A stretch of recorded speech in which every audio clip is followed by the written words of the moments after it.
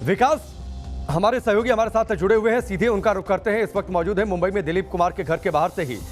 विकास, हलचल क्या है वहां पर?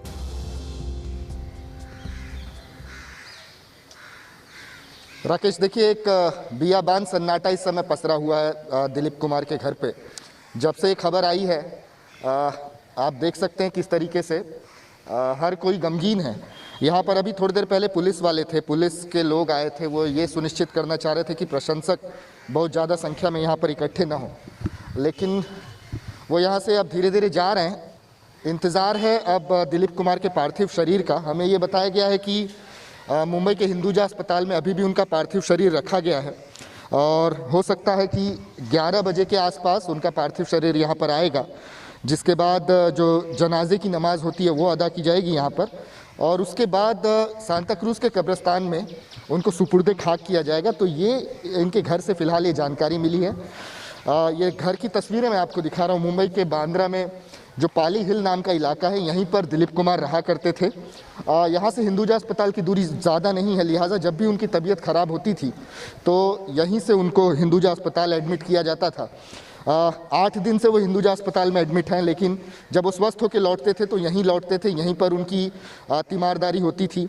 सायरा बानू और दिलीप कुमार दोनों इसी रेसिडेंस पे रहा करते थे। आप देख सकते हैं सॉलिटेयर नाम का ये दरअसल एक बंगलों का कॉम्प्लेक्स है। यहाँ पर दिलीप कुमार का निवास स्थान था।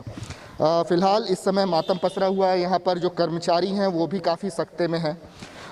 वो इस बात को पर विश्वास नहीं कर पा रहे हैं कि उनके दिलीप साहब अब नहीं रहे इस दुनिया में। उन्होंने आज सवेरे 7:30 बजे अपनी अंतिम सांसें ली हैं और अब उनके अंतिम संस्कार की जो तैयारियां हैं वो चल रही हैं। यहाँ पर हम जब थोड़ी देर पहले यहाँ पर पहुँचे तो हमने देखा कि कुछ लोग यहाँ पर कुछ कुरान की आयतें पढ़ रहे थे और वो इंतज़ार कर रहे हैं कि कब दिलीप साहब का जो पार्थिव शरीर है वो यहाँ पर पहुँचेगा। विकास, जो आधिकारिक तौर पर इस बुरी खबर की जानकारी दी गई खुद दिलीप कुमार साहब के ट्विटर हैंडल से, फैजल फारूकी जो कि उनके पारिवारिक मित्र हैं, उन्होंने ट्वीट करके इस बात की जानकारी दी।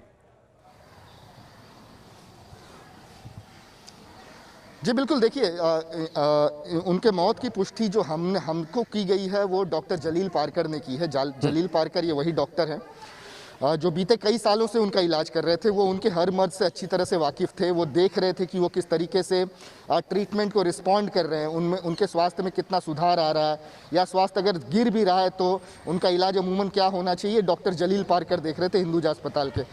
उन्हीं के निगरानी में उनका इलाज चल रहा था और उन्होंने ही आज औपचारिक रूप से इस बात की पुष्टि हमें की कि दिलीप साहब ने 7:30 बजे आज अंतिम सांसें ली। अभी कुछ कागजी औपचारिकताएं अस्पताल में हो रही हैं, जिसके बाद यहाँ पर इस रेसिडेंस पे उनका शव लाया जाएगा और उसके बाद जनाजा जो है यहीं से निकलेगा।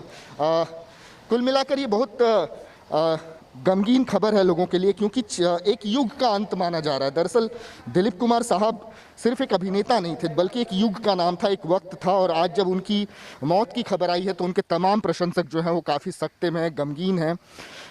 लोग अभी भी इस बात को यकीन नहीं कर रहे हैं, क्योंकि जब भी वो अस्पताल जाते थे हमने देखा कि 5-6 दिन में इलाज के बाद वो स्वस्थ होकर वापस आ जाते थे। हालांकि बीते 2 महीनों में ये ज़्यादा बार हो गया। उनको 3 बार से ज़्यादा जो है अस्पताल ले जाना पड़ा, क्योंकि उन्हें नॉर्मली ठीक है विकास, मैं आपको रोकता हूँ।